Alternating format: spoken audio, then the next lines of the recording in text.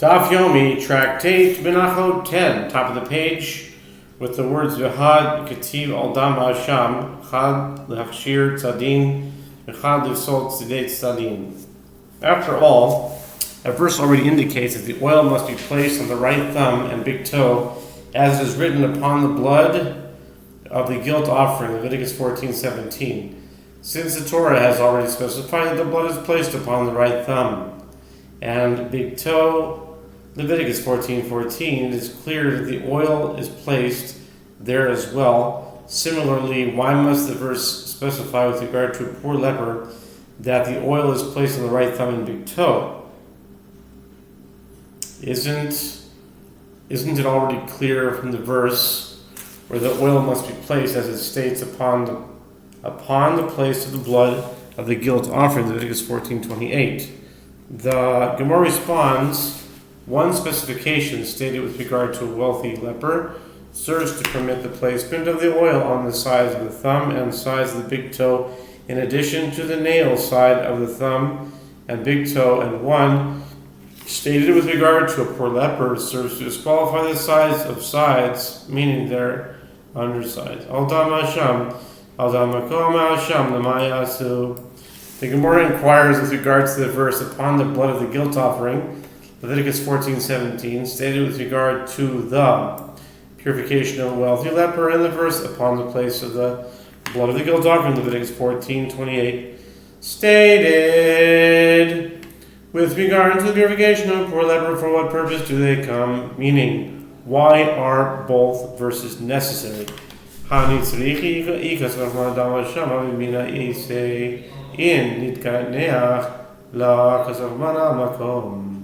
The Gemara responds, these verses are necessary because if the merciful one had written only upon the blood of the guilt offering, I would say, if the blood is still on the right thumb and big toe of the leper, yes, the priest places the oil upon the blood. But if it was wiped from there, he does not place the oil. He does not place the oil. Therefore, the merciful one writes upon the place of the blood of the guilt offering, indicating that the oil is placed upon the location of the blood, not necessarily upon the blood itself, because of Rahman al-Makom. Aviyamina dafka nitkaneach, avareise mahavi chatzitza, kamash balan, adam Hashem. And conversely, the merciful one had written only upon the place of the blood of the guilt offering, I would say, the oil is placed on his right thumb and big toe, specifically when the blood was wiped out from there. But if the blood is still there, I will say that the blood is an interposition between the oil and the thumb or toe. Therefore, the verse teaches us that the oil is placed upon the blood of the guilt offering, and the blood is not considered an interposition. Rabbah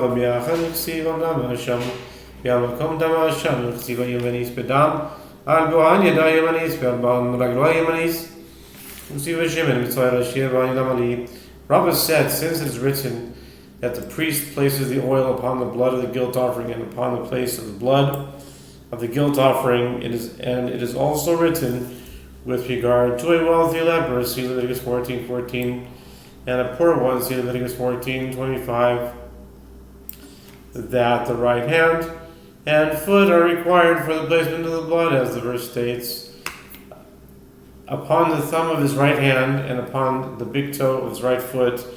And this is also written with regard to the oil of a wealthy leper, see Leviticus 14:17, and a poor one, see Leviticus 14:28.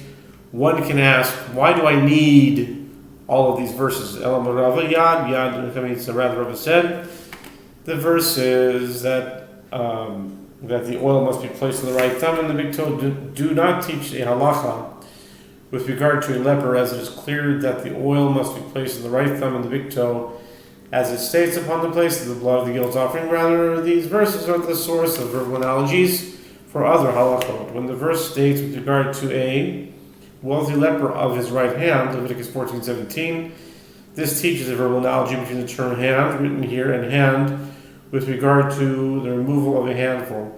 As the verse states about the removal of a handful, and he filled his hand from it, Leviticus 9:17, the verbal analogy teaches that the removal of the handful must also be performed with the right hand. Regel lechalitza. Similarly, when the verse states of his right foot, Leviticus 14:17, with regard to a wealthy leper, this teaches a verbal analogy between the term foot, written here, and foot, written with regard to the ritual through which the avam, a man whose married brother dies childless, frees his brother's widow, the avama of her leper bonds, chalitza, as the verse states with regard to chalitza, and remove his shoe from upon his foot. Deuteronomy 25:9. The verbal analogy teaches that the shoe is removed from his right foot. Ozin, let it see. Additionally, when the verse states upon the tip of the right ear of him that is to be cleansed, Leviticus 14:17, with regard to a wealthy leper, this teaches a verbal analogy between the term ear, written here, and ear, written with regard to the piercing of a Hebrew slave's ear with an awl, as the verse states, in his master shall bore his ear with an awl. In Exodus 21:6, the verbal analogy teaches that the slave's right ear is pierced. Smalis, and the Gemara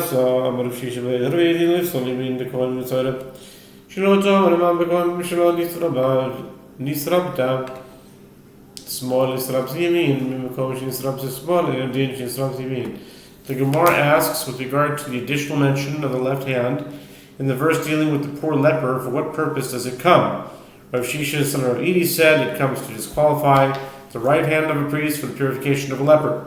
This teaches that you should not say an if in a place where the left side is not included, as sacrificial rites in general are disqualified when performed with the left hand.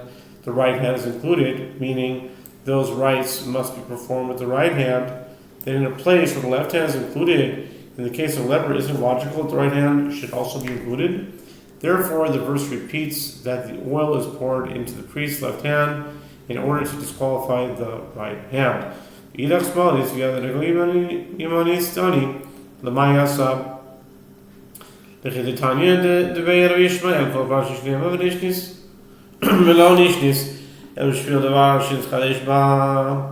Gemara asks concerning the other verses that specify left hand of a poor leper, Leviticus 14:26-27, as well as the right hand and foot of a poor leper, Leviticus 14:25-28. What purpose do they come? The Gemara responds, these verses come for that which the school of Rabbi Yishmael taught. Any passage that was stated in the Torah and was then repeated was repeated only for the sake of a matter that was introduced for the first time in the repeated passage. That is, sometimes the Torah repeats an entire passage just to teach a single new detail. In this case, the verses that discuss the purification of a poor leper were repeated only for the sake of the differences in the offerings between a wealthy leper and a poor one. No additional halacha should be derived from them. Rabbi Bar Bar says that Rabbi Shimon ben Lakish says, any place in the Torah in which it is stated that an action is performed with the finger or by the priesthood, meaning that one uses his finger to perform the action or that a priesthood performs it, this teaches that is performed only with the right hand. The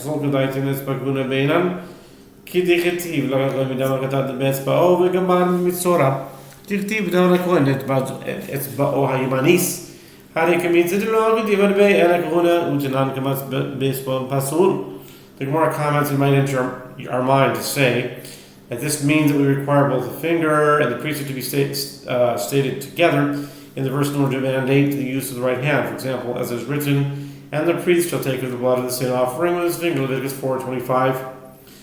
And the fact that this verse is referring to a finger from his right hand is derived from a leper, as it is written, and the priest shall take his finger, Leviticus 14:16. This cannot be correct.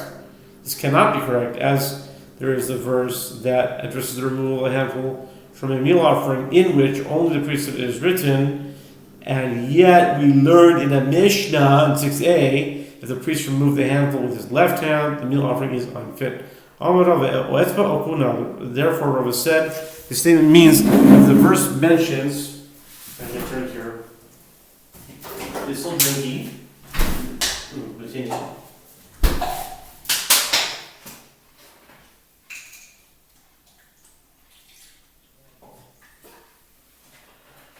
Wow.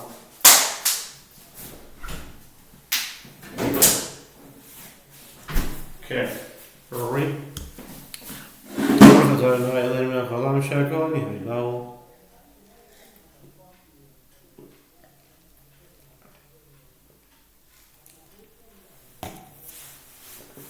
Therefore, we said the statement means that the verse mentions either a finger or the priesthood. Only the right hand may be used. Okay. אמר לי הוואי, הרי הולך הסיבון נקבש, תכסיב בלכונה, תכסיב יקריב הכהן את כל המזבחה, את הכל המזבחה במלמר. זו הולך הסיבון נקבש וצנן, הרגל של ימין בשמאל ובייס אויכה לחוץ.